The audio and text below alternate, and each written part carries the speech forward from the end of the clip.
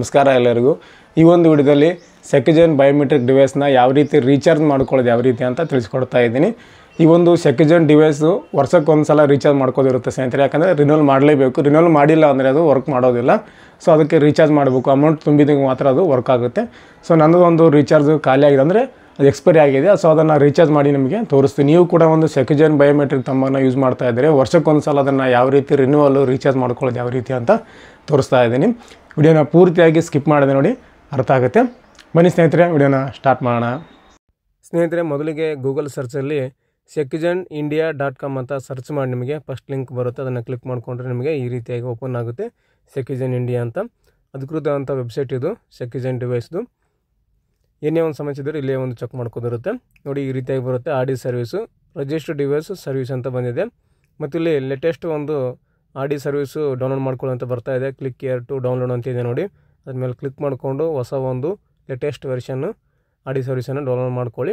ನಾವಿವಾಗ ಸೆಕ್ಯುಜೆನ್ ಡಿವೈಸನ್ನು ರಿನ್ಯೂವಲ್ ಮಾಡ್ತಾ ಇದ್ದೀವಿ ಅಂದರೆ ರೀಚಾರ್ಜ್ ಮಾಡ್ತಾ ಇದ್ದೀವಿ. ಆಡಿ ಸರ್ವಿಸ್ ರಿನ್ಯೂವಲ್ ಅಂತಿದೆ ನೋಡಿ. ಈ ಒಂದು ಆಪ್ಷನ್ ಮೇಲೆ ಕ್ಲಿಕ್ ಮಾಡಿ.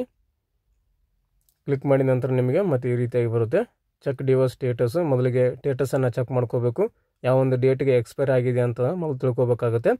ಸೊ ಈ ರೀತಿ ಬರುತ್ತೆ. ಇದನ್ನ ಒಂದ್ಸಲ ಸರಿಯಾಗಿ ಓದ್ಕೊಳ್ಳಿ. ಇಲ್ಲಿ ಇಂಟ್ರಕ್ಷನನ್ನು ಕೊಟ್ಟಿದ್ದಾರೆ. ಪ್ಲೀಸ್ ರೀಸ್ಟಾರ್ಟ್ ಯುವರ್ ಸಿಸ್ಟಮ್ ಆಡಿ ಸರ್ವಿಸ್ ಆಫ್ಟರ್ ಸಕ್ಸಸ್ಫುಲಿ ಪೇಮೆಂಟ್ ಅಂತ ಕೊಟ್ಟಿದ್ದಾರೆ.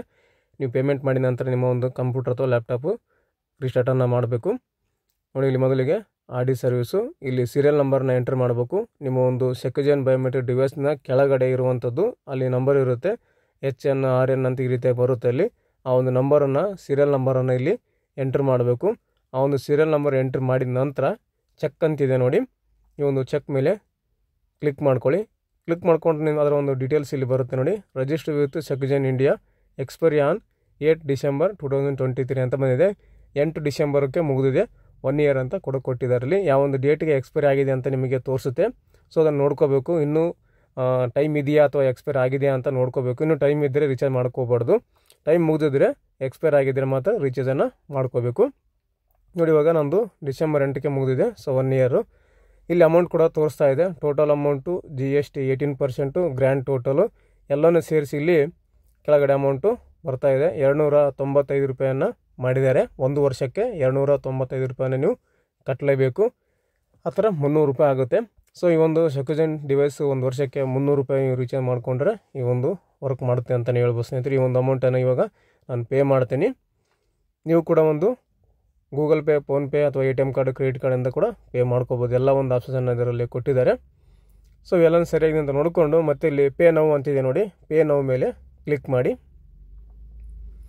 ನಂತರ ಪೇಮೆಂಟ್ ಪೇಜ್ಗೆ ಹೋಗುತ್ತೆ. ಅಲ್ಲಿ ಮತ್ತೆ ಪರ್ಸ್ನಲ್ ಇನ್ಫಾರ್ಮೇಷನ್ ನೋಡಿ. ಆಡಿ ಸರ್ವಿಸ್ ಪರ್ಸ್ನಲ್ ಇನ್ಫಾರ್ಮೇಷನು ಇಲ್ಲಿ ಯುವರ್ ನೇಮ್ ಅಂತ ಕೊಟ್ಟಿದ್ದಾರೆ.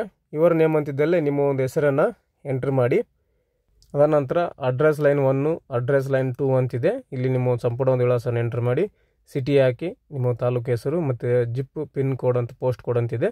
ಈ ಒಂದು ಪೋಸ್ಟ್ ಕೋಡಲ್ಲಿ ನಿಮ್ಮ ಒಂದು ಪಿನ್ ಕೋಡನ್ನು ಎಂಟ್ರ್ ಮಾಡಬೇಕು. ನಿಮ್ಮ ಊರಿನ ಪಿನ್ ಕೋಡನ್ನು ಎಂಟ್ರ್ ಮಾಡಿ ಅದನ್ನು ಸ್ಟೇಟು ಕರ್ನಾಟಕ ಅಂತ ಹಾಕೊಳ್ಳೋಂಥ ಕಂಟ್ರಿ ಇಂಡಿಯಾ ಅಂತ ಮಾಡ್ಕೊಳ್ಳಿ.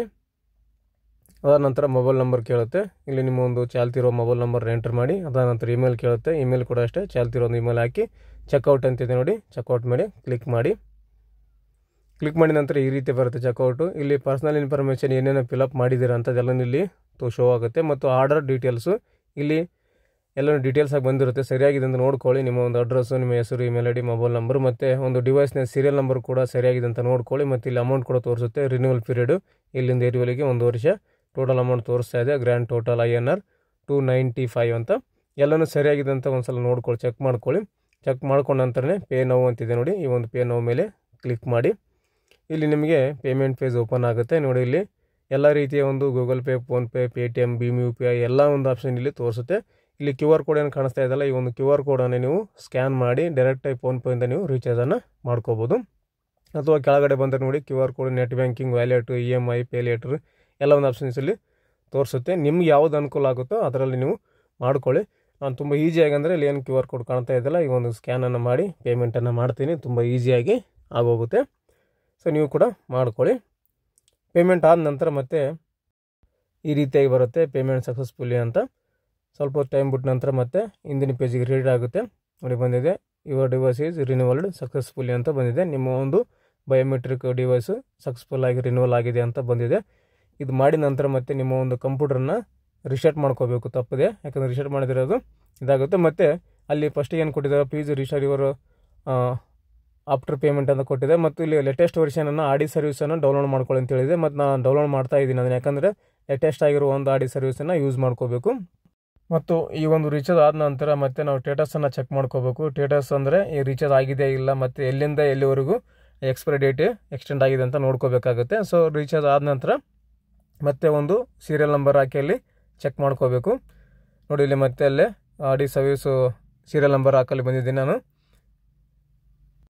ಸೀರಿಯಲ್ ನಂಬರ್ನ ಎಂಟ್ರ್ ಮಾಡಿ ಚೆಕ್ ಅಂತ ಕ್ಲಿಕ್ ಮಾಡಿದ ನಂತರ ನಿಮಗೆ ರೀಚಾರ್ಜ್ ಆಗಿರೋದ ಬಗ್ಗೆ ತೋರಿಸುತ್ತೆ ನೋಡಿ. Register with ಸೆಕ್ಯೂಜನ್ India, expiry on 2021 December 2024 ಅಂತ ಬಂದಿದೆ ನೋಡಿ. 2024 ಡಿಸೆಂಬರ್ 21ಕ್ಕೆ ಈ ಒಂದು ಡೇಟ್ ಎಕ್ಸ್ಪೈರಿ ಆಗುತ್ತೆ ಅಂತ ಬಂದಿದೆ. ಅಂದರೆ 1 ವರ್ಷ ಡೇಟ್ ಮುಂಚಿತವಾಗಿ ತೋರಿಸ್ತಾ ಇದೆ. ಸೊ ಈ ರೀತಿ ಬಂದರೆ ಮಾತ್ರ ನಿಮಗೆ ಒಂದು ಡಿವೈಸು ಸಕ್ಸಸ್ಫುಲ್ಲಾಗಿ ರಿನ್ಯೂವಲ್ಲು ರೀಚಾರ್ಜ್ ಆಗಿದೆ ಅಂತ ಅರ್ಥ ಆಗುತ್ತೆ ಸ್ನೇಹಿತರೆ. ಚೆಕ್ ಮಾಡ್ಕೋಬೇಕು ಕಂಪಲ್ಸರಿ ಇದನ್ನು.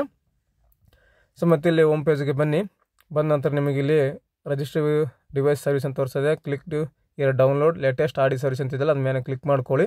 ಲೇಟೆಸ್ಟ್ ಆಗಿರುವಂಥ ಆಡಿ ಸರ್ವಿಸನ್ನು ಡೌನ್ಲೋಡ್ ಮಾಡ್ಕೊಂಡು ಇನ್ಸ್ಟಾಲ್ ಮಾಡ್ಕೋಬೇಕಾಗುತ್ತೆ. ಅಂದರೆ ಮಾತ್ರ ನಿಮ್ಮ ಒಂದು ಆಡಿ ಸರ್ವಿಸು ಚೆನ್ನಾಗಿ ವರ್ಕ್ ಮಾಡುತ್ತೆ, ಡಿವೈಸು ಚೆನ್ನಾಗಿ ವರ್ಕ್ ಮಾಡುತ್ತೆ ಅಂತಲೇ ಹೇಳ್ಬೋದು ಸ್ನೇಹಿತರೆ. ನಿಮಗೆ ರೀಚಾರ್ಜ್ ಮಾಡ್ಕೊಳ್ಳೋದು, ರಿನ್ಯೂವಲ್ ಮಾಡ್ಕೊಳ್ಳೋದು ಯಾವ ರೀತಿ ಅಂತ ಹೇಳಿಕೊಟ್ಟಿದ್ದೀನಿ. ಈ ಒಂದು ಮಾಹಿತಿ ನಿಮಗೆ ಉಪಯುಕ್ತ ಆಗಿದೆ ಅಂತ ಅನ್ಕೊತೀನಿ ಸ್ನೇಹಿತರೆ. ಏನಾದರೂ ಡೌಟ್ಸ್ ಇದ್ದರೆ, ಗೊತ್ತಾಗಿಲ್ಲ ಅಂದರೆ ಕಮೆಂಟ್ ಮಾಡಿ, ಕಮೆಂಟಲ್ಲಿ ನಿಮಗೆ ಉತ್ತರವನ್ನು ಕೊಡ್ತೀನಿ ಅಂತ ಹೇಳ್ತಾ ನೆಕ್ಸ್ಟ್ ಈ ಥರ ಇನ್ನೊಂದು ಉಪಯುಕ್ತ ಮಾಹಿತಿಯೊಂದಿಗೆ ಇನ್ನೊಂದು ವಿಡಿಯೋದಲ್ಲಿ ನಿಮ್ಮನ್ನು ಭೇಟಿ ಆಗ್ತೀನಿ. ಅಲ್ಲಿವರೆಗೂ ನಮ್ಮ ವೀಡಿಯೋಸನ್ನು ನೋಡ್ತಾ ಇರಿ, ಸಪೋರ್ಟ್ ಮಾಡಿ. ಹಾಗೆ ಯಾರೆಲ್ಲ ಹೊಸದಾಗಿ ನೋಡ್ತಾ ಇದ್ದೀರಾ, ಸಬ್ಸ್ಕ್ರೈಬ್ ಮಾಡ್ಕೊಂಡಿಲ್ಲ, ದಯವಿಟ್ಟು ಸಬ್ಸ್ಕ್ರೈಬ್ ಮಾಡಿಕೊಂಡು ಬೆಲ್ ಐಕನನ್ನು ಪ್ರೆಸ್ ಮಾಡ್ಕೊಳ್ಳಿ. Thanks for the watching.